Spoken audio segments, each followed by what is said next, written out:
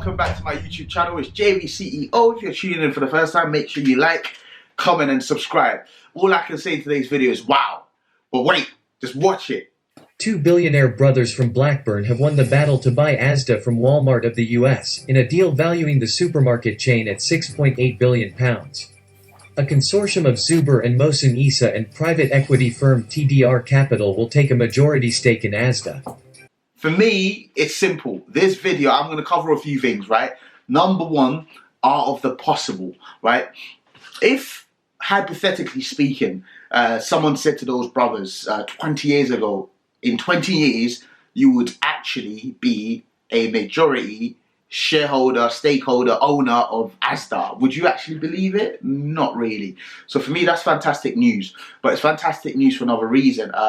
For the BAME community, it shows that the doors are in fact opening. Because I'll be honest with you, I saw the news a couple of weeks back and I knew that they were in contention for it and they were accepted to make a bid for Asda. Because obviously Asda was owned by Walmart. But if I'm honest, just being skeptical, I never in my wildest dream actually believed that they would have the real opportunity to buy it. I thought that was just another dangling of a carrot right in front of them. So I was quite shocked a couple of weeks later when I actually then read the news and they in fact were the owners of Asda. So what are these brothers' backgrounds? Let's get into it.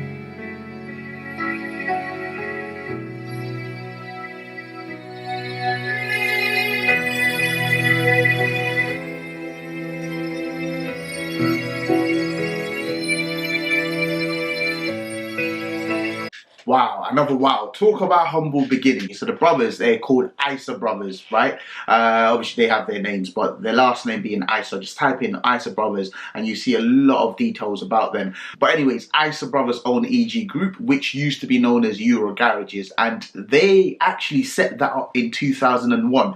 So 2000, 2020, so 19 years. They've only really been in business 19 years. I say only, but I mean collectively they're worth around £3.5 billion, which is a huge amount of money.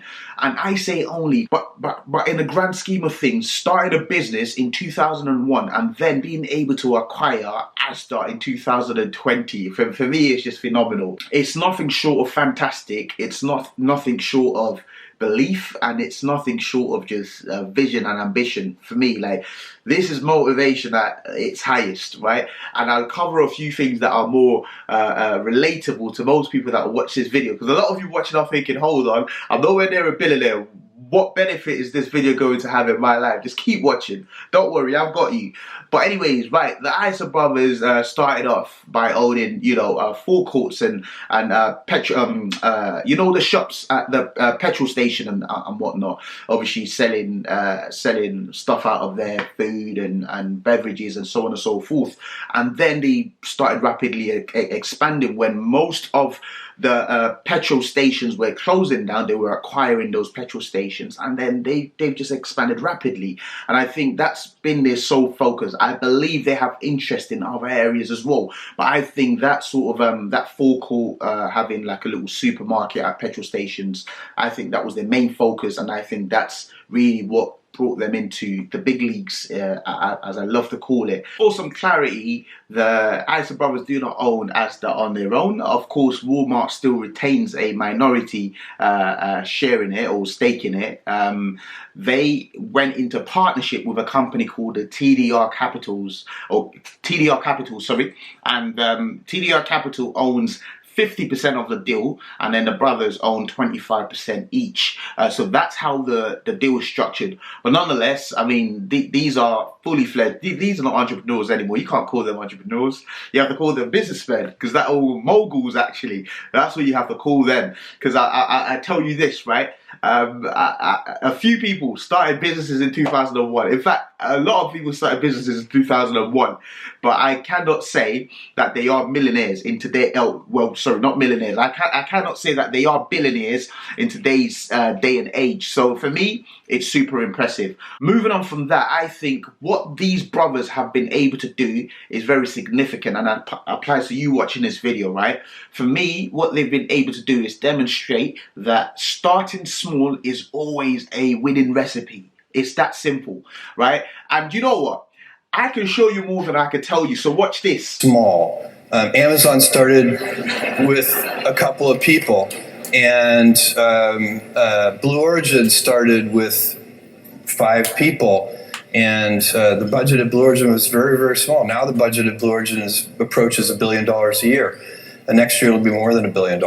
And Amazon, it literally was 10 people. Today it's 500,000 people. But it's hard to remember for you guys. But for me, it's like yesterday I was driving the packages to the post office myself, and hoping one day we could afford a forklift.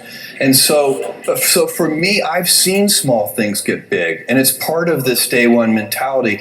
I like treating things as if they're small. You know, Amazon, even though it is a large company, I wanted to have the heart and spirit of a small one. All the greatest have talked about it. All the greatest. From, like you've just seen, Jeff Bezos, all the way to the greatest investor, who's considered the greatest investor of all time, Warren Buffett. They've talked about it, starting small and then having the ability to scale up. As long as what you're doing is scalable.